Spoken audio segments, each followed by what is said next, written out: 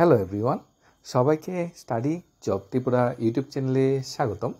বিশেষ করে ত্রিপুরার সকল সরকারি চাকরি প্রত্যাশী ভাই বোনদেরকে। আমাদের বর্তমান যে গভর্নমেন্ট, যেটা 2018 সালে প্রতিষ্ঠিত হয়েছিল, গভর্নমেন্ট প্রতিষ্ঠিত হওয়ার প্রথম বছরে অর্থাৎ 18-19 ফিনান্সিয়াল ইয়ারে 50,000 চাকরি দেওয়ার একটা প্রতিশ্রুতি ছিল, যদিও সেটা বাস্তবে প্রতিফলিত হয়নি।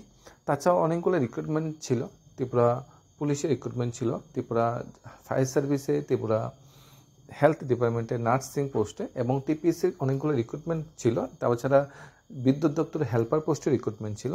সেই রিক্রুটমেন্টগুলি গভর্নমেন্ট প্রতিষ্ঠিত হওয়ার পর ক্যান্সেল করে দেওয়া হয়, নতুন করে রিক্রুটমেন্ট শুরু হয়েছে।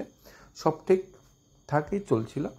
তারপর একটা সময় এসেছে যখন দেখা যাচ্ছে ত্রিপুরার বিভিন্ন চাকরির যে প্রসেসগুলো কমপ্লিট হচ্ছে, ওই প্রসেসগুলোতে ওয়েটিং লিস্ট থাকছে না। ওয়েটিং লিস্ট থাকার কারণে অনেক বেকারদের ভবিষ্যৎ কিন্তু এখানে নষ্ট বা অনেক বেকারদের ভবিষ্যৎ অন্ধকার হয়ে যাচ্ছে।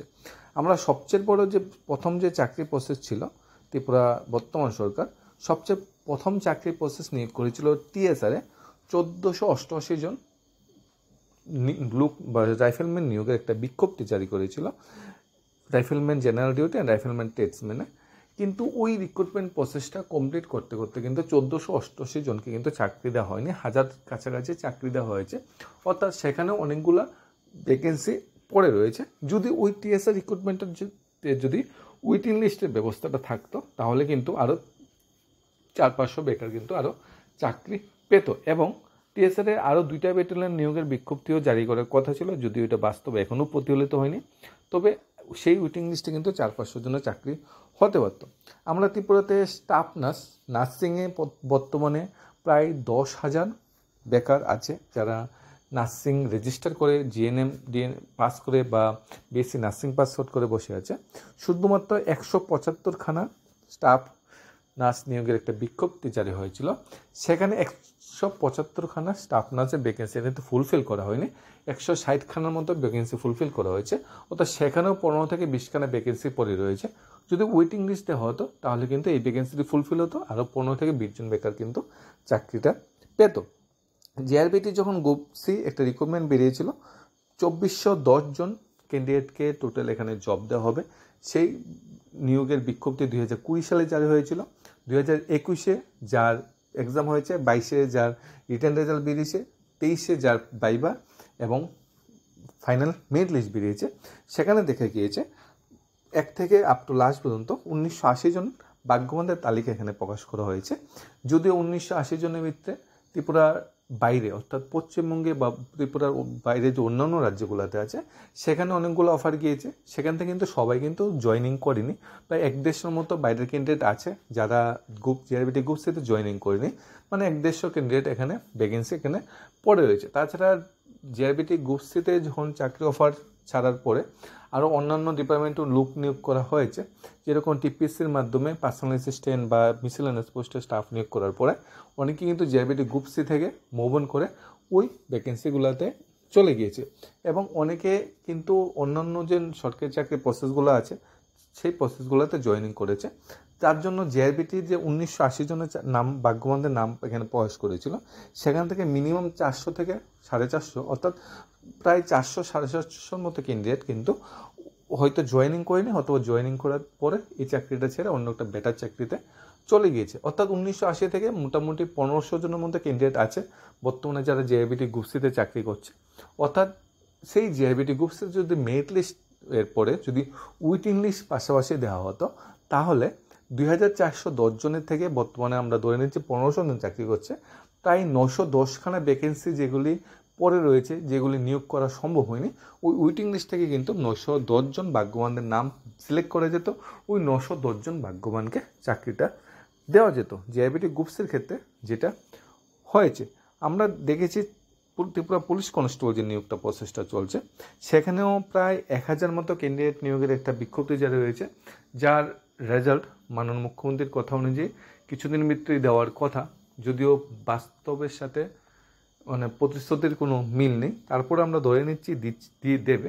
এই পুলিশ কনস্টেবলের ক্ষেত্রেও কিন্তু এই যে 1000 ভ্যাকেন্সি, এই যে 1000 ভ্যাকেন্সি বিজ্ঞপ্তি জারি হয়েছে, 1000 জন কিন্তু নিয়োগ করা হবে না, তোমরা লিখে রাখতে পারো বা মিলে নিতে পারো, ম্যাক্সিমাম 800 থেকে 850 নিয়োগ করা হবে। অর্থাৎ সেখানেও 1 থেকে 150টা ভ্যাকেন্সি কি পড়ে থাকবে, কারণ ওয়েটিং লিস্ট দেওয়া হয়নি এবং অনেকে চাকরি পাওয়ার পর হয়তো জয়েন করবেন বা জয়েন করার পর অন্য কোনো বেটার চাকরিতে চলে যাবে, সেখানে মোটামুটি সব মিলে 1 থেকে 150টা পোস্ট সেখানে খালি পড়ে থাকবে এবং সেই পোস্টগুলো কিন্তু অ্যাবলিশড হয়ে যাবে। অর্থাৎ 100 থেকে 150 জন বেকারদের ভাগ্য কিন্তু সেখানে বদলে যেত, তাদের জীবন কিন্তু তারা চেঞ্জ হয়ে যেত, তারা কিন্তু একটা সরকারি চাকরির স্বপ্ন দেখে ওয়েটিং লিস্টে কিন্তু তারা চাকরিটা পেয়ে যেত। আমরা দেখেছি ত্রিপুরা যে কলেজগুলোতে আছে তা জেনারেল ডিগ্রি কলেজ হোক, প্রফেশনাল কলেজ যেমন বিএড কলেজ হোক বা ডিএলএড কলেজ হোক বা ইঞ্জিনিয়ারিং কলেজ হোক বা আমাদের অন্যান্য যে আইটিআই বা পলিটেকনিক কলেজগুলোতে হোক, ওই কলেজগুলোতে যখন স্টুডেন্টরা ভর্তি হয় তখন কিন্তু একটা মেরিট লিস্ট বেরোয়। মেরিট লিস্টে স্থান পাওয়ার পর অনেকে কিন্তু ভর্তি হয় না বা অনেকে অন্য কলেজে চলে যায় বা অন্য প্রফেশনাল ডিগ্রিতে চলে যায়, তখন কিন্তু কিছু সিট ভ্যাকেন্ট পড়ে থাকে, তার জন্য কিন্তু ওয়েটিং লিস্ট বেরোয়। তাহলে সরকারি কলেজ আর প্রাইভেট কলেজে ভর্তি হতে গেলে যদি ওয়েটিং লিস্ট থাকে এবং কি সরকারি বিদ্যালয়ে ভর্তি হতে গেলে যদি ওয়েটিং লিস্টটা থাকে, তাহলে গভর্নমেন্ট জবের ক্ষেত্রে সেই ওয়েটিং লিস্টটা থাকবে না কেন? গভর্নমেন্ট জবের ক্ষেত্রে সেই ওয়েটিং লিস্টের যে সিনারিওটা সেটা চেঞ্জ হয়ে যাবে কেন? সেটা মানে অকল্পনীয়, কল্পনার বাইরে। যদিও সেন্ট্রাল গভর্নমেন্ট অনেকগুলো চাকরি আছে যেগুলোতে ওয়েটিং লিস্ট দেওয়া হয়, কিন্তু ত্রিপুরা গভর্নমেন্ট কিন্তু সেটা ফলো আপ করছে না। সেটা যদি ফলো আপ করতো অনেকজন বেকারদের কিন্তু জীবনটা বদলে যেত। ইদানিং আমরা ত্রিপুরা পাবলিক সার্ভিস কমিশনে একটা নোটিফিকেশন দেখেছি, নোটিফিকেশনটা খুবই তাৎপর্যপূর্ণ, নোটিফিকেশনটা দেখে খুবই দুঃখ হয়েছে। যদি টিপিএসসি একটা ইনিশিয়েট নিত বেকারদের পক্ষে, একটা ইনিশিয়েট নিত বেকারদের স্বার্থে, তাহলে হয়তো staff nurse, GIBT, police constable, অন্যান্য চাকরির প্রসেস যারা সম্পূর্ণ করছে তারাও একটা মানে সুযোগ পেত ওয়েটিং লিস্ট দেওয়ার। টিপিএসসি নোটিফিকেশনটা এরকম জারি করা হয়েছে, এখানে বলা হয়েছে, it is for information of all concerned that the commission has received several letters from the government department, individual candidate with regard to releasing waiting list of the recruitment of miscellaneous post through Tripura Combined Competitive Examination by advertisement 6/2021 dated 7/12/2021। 2021 December মাসে যে notification জারি করা হয়েছিল টিপিএসসির মাধ্যমে মিসেলানাস পোস্টে, সেখানে notification মোতাবেক interview এবং রিটেন এক্সামের পর যে ফাইনাল মেরিট লিস্ট বেরিয়েছে, ফাইনাল মেরিট লিস্টে অনেকেই স্থান করে নিয়েছে। টোটাল 431 জন ক্যান্ডিডেট ফাইনাল মেরিট লিস্টে স্থান করে নিয়েছে। এখানে একটা তাৎপর্যপূর্ণ ঘটনা হলো 431 জন ক্যান্ডিডেট কিন্তু জয়েন করেনি। তার মানে কি সেখানে অনেকগুলি মানে অনেক সংখ্যক পোস্ট খালি পড়ে আছে। ওই সংখ্যক পোস্টগুলোতে কিন্তু যদি ওয়েটিং লিস্ট থাকতো তাহলে কিন্তু ও আরও মানে বেকারদের আরও চাকরি পেত নাকি, যারা বেকাররা ওয়েটিং লিস্টে থাকতো তাদের থেকে চাকরিটা পেত। কিন্তু টিপিএসসি সেই পথে হাঁটেনি। টিপিএসসি ডাইরেক্ট বলে দিয়েছে, 1 নম্বর পয়েন্টে বলেছে, since the recommendation process of the recruitment of miscellaneous post through Tripura combined competitive exam is required to consider 3 different parameter, 3টা ডিফারেন্ট প্যারামিটারে তারা মেরিট লিস্টটা প্রিপেয়ার করেছে। একটা choice, available vacancy, category recognition candidate. The waiting list preparation technically not possible. Technically TPSC deny করে দিয়েছে যে waiting list possible না। এখানে হোক 500 ভ্যাকেন্সি, হোক 300 জন জয়েন করুক, 200 ভ্যাকেন্সি খালি পড়ে থাকুক, তারপরেও ওয়েটিং লিস্ট দেওয়া হবে না। তারপরে বলা হয়েছে preparation of any waiting list for recruitment process where more than 1 category post is associated by let rearrangement of the vacancies on particular category due to filling of the vacancy by waiting listed candidate and will create not only technical feasibility issues but also invite legal complication. এখানে বলা হয়েছে যদি waiting list প্রকাশ করা হয় অনেকগুলি complication আসবে, শুধু যে টেকনিক্যাল প্রবলেম আসবে সেই রকম নয়, লিগ্যাল কমপ্লিকেশনও আসবে অ্যাট দ্য লেটার স্টেজ। কারণ সিনিয়রিটি বা অন্যান্য যে সুযোগ সুবিধাগুলি তা কীভাবে নির্ধারণ করা হবে তার কোনো ন্যূনতম ক্রাইটেরিয়া কিন্তু নেই। এর উপর ভিত্তি করে টিপিএসসি ডাইরেক্ট বলে দিয়েছে, considering the all the above point, commission is not in a position to release a waiting list for recruitment having such condition। TPSC direct deny করে দিয়েছে ওয়েটিং লিস্ট দিতে পারবে না।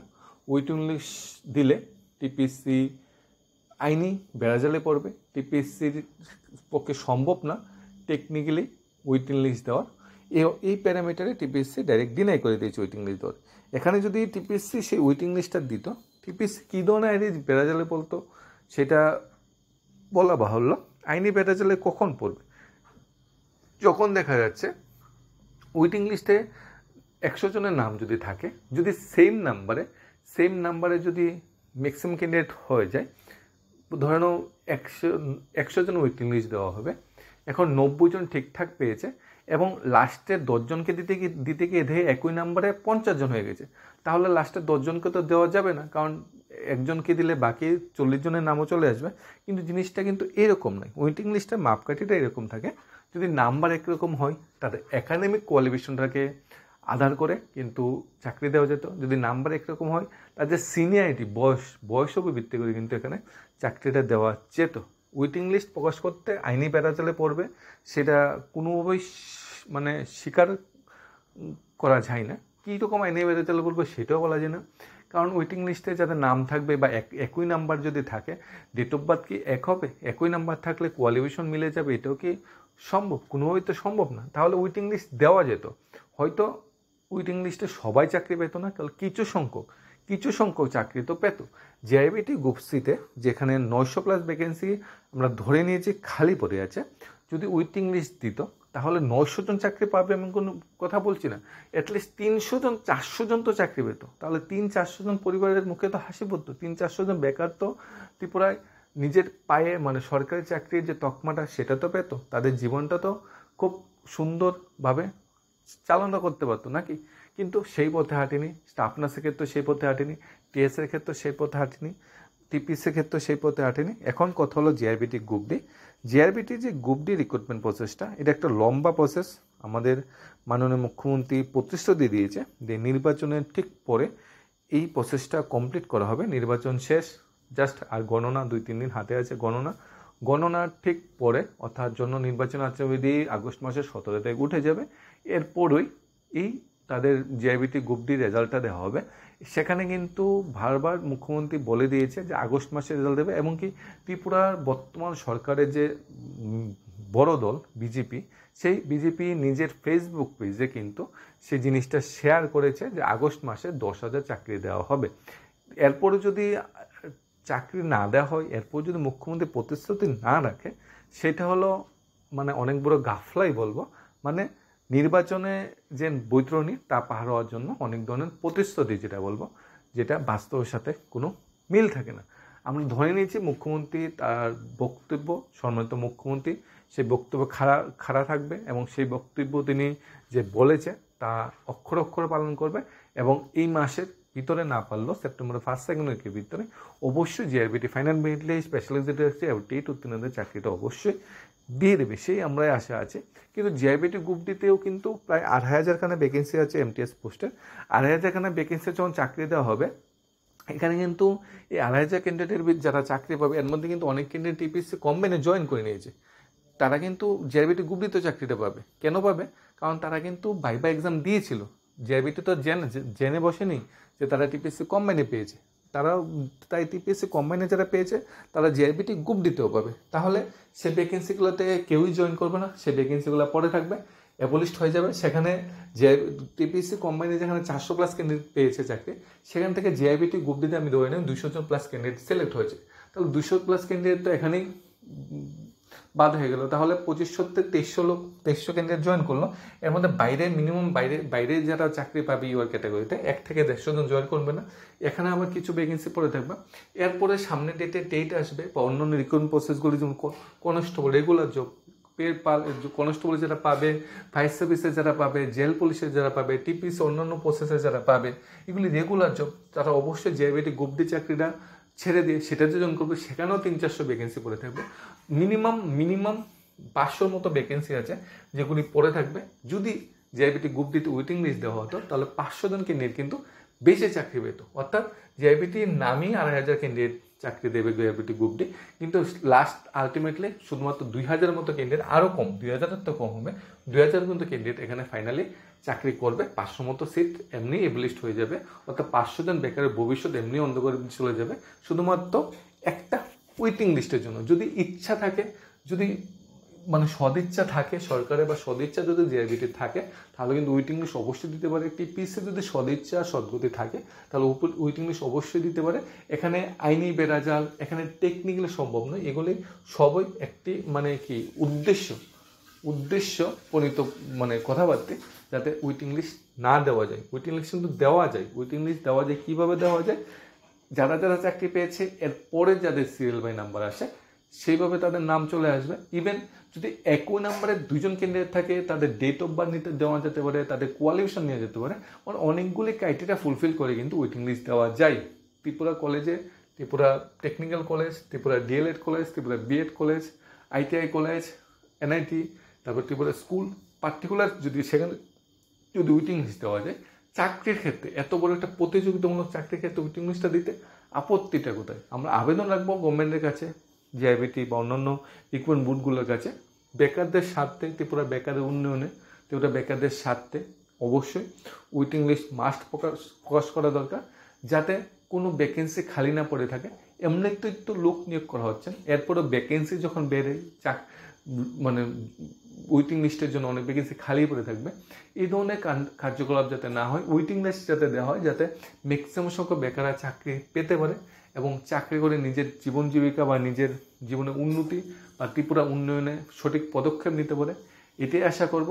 এখন যে পরিস্থিতি চারিদিকে ঘুরপাক খাচ্ছে, টিপিএসসির মতো বোর্ড, টিপিএসসির মতো একটা সংস্থা যদি ওয়েটিং লিস্ট দিতে না পারে, তাহলে আমরা খুব আইডিয়া করে নিতে পারছি জিআইবিটি গ্রুপ ডি কি ওয়েটিং লিস্ট দেবে, কনস্টেবলকে ওয়েটিং লিস্ট দেবে, ফায়ার সার্ভিস জেল পুলিশকে ওয়েটিং লিস্ট দেবে, স্পেশাল এক্সিকিউটিভকে ওয়েটিং লিস্ট দেবে। উত্তরটা হবে অবশ্যই না। তবে এর বিরুদ্ধে প্রতিরোধ, এর বিরুদ্ধে সংগ্রাম, এর বিরুদ্ধে লড়াইটা যদি আমরা ঠিকঠাক চালিয়ে নিতে পারি, তাহলে হয়তো একদিন আমাদের জয় হবে। আমাদের জয় না হলে আমাদের ছোটো ভাই বোনদের জয় হবে, যে একদিন গভর্নমেন্ট অবশ্যই বাধ্য হবে সরকারি চাকরিতে ওয়েটিং লিস্টের জিনিসটা প্রচলিত করে, যাতে জনগণ বেকারদের উন্নয়ন হয়। ধন্যবাদ সবাইকে। Studies of Tripura YouTube channel.